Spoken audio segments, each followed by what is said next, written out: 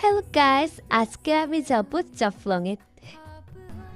তাই রেডি হয়ে নিয়েছি। আমার সাথে যাবে আমার বাবা মা এবং আমার ভাই বোন।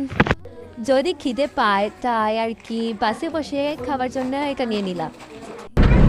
দেখো আমার সাথে কে ঘুমাচ্ছে।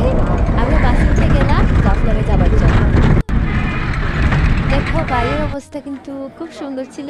আর ওঠার সময় কিন্তু খুব কষ্ট হয়েছিল, নামার সময় তো হয়নি বেশিরভাগ।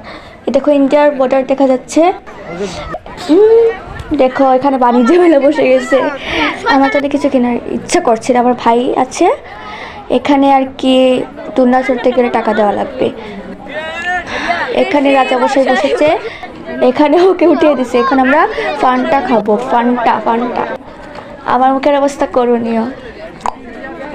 দেখো আমার হাতে কি দিছে, ভাল লাগে না। আমরা চলে এসেছি জাফলং ভিউ রেস্টুরেন্টে। জাফলং থেকে বের হয়ে জাফলং ভিউ ঘুরতে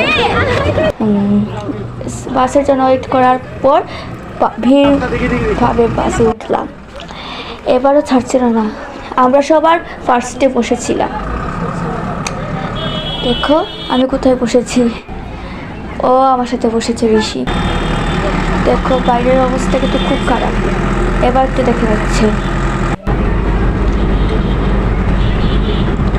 এই দেখো এত সুন্দর জায়গা যে আমাদের জায়গাটার থেকে অনেক ভালো, পরিষ্কার পরিচ্ছন্ন একটা জায়গা। পাহাড় দেখা যাচ্ছে, এটা আবার বাংলাদেশের না, এটা ইন্ডিয়ার পাহাড়ের নিচে বাসা বাড়ি দেখা যাচ্ছে। ওইখানে বেশিরভাগ খাসিরা বসবাস করে। আমি এখন টাটা বললে আর ইচ্ছা করছে। Bye bye.